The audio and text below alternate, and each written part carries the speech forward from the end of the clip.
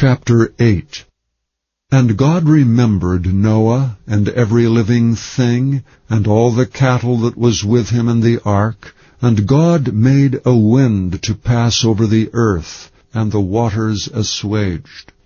The fountains also of the deep and the windows of heaven were stopped, and the rain from heaven was restrained. And the waters returned from off the earth continually, and after the end of 150 days the waters were abated. And the ark rested in the 7th month, on the 17th day of the month upon the mountains of Ararat. And the waters decreased continually until the 10th month. In the 10th month, on the 1st day of the month, were the tops of the mountains seen.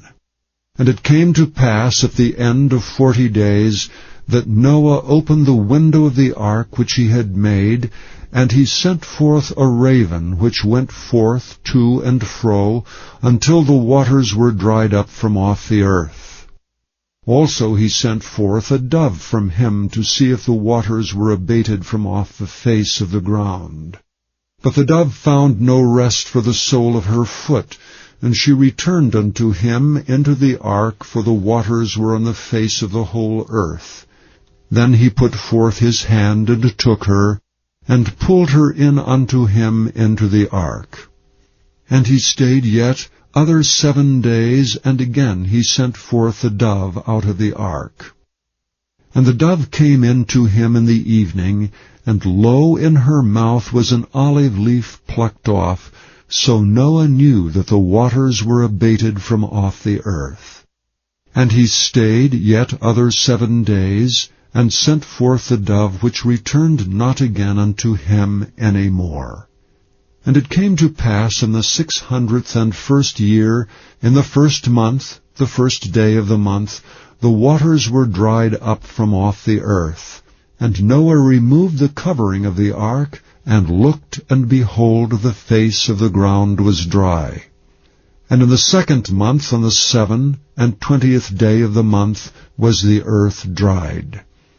And God spake unto Noah, saying, Go forth of the ark, thou, and thy wife, and thy sons wives with thee. Bring forth with thee every living thing that is with thee of all flesh, both of fowl and of cattle, and of every creeping thing that creepeth upon the earth, that they may breed abundantly in the earth, and be fruitful, and multiply upon the earth. And Noah went forth, and his sons, and his wife, and his sons' wives with him, every beast, every creeping thing, and every fowl, and whatsoever creepeth upon the earth after their kinds, went forth out of the ark. And Noah builded an altar unto the Lord, and took of every clean beast, and of every clean fowl, and offered burnt offerings on the altar. And the Lord smelled a sweet savour, and the Lord said in his heart, I will not again curse the ground any more for man's sake, for the imagination of man's heart is evil from his youth.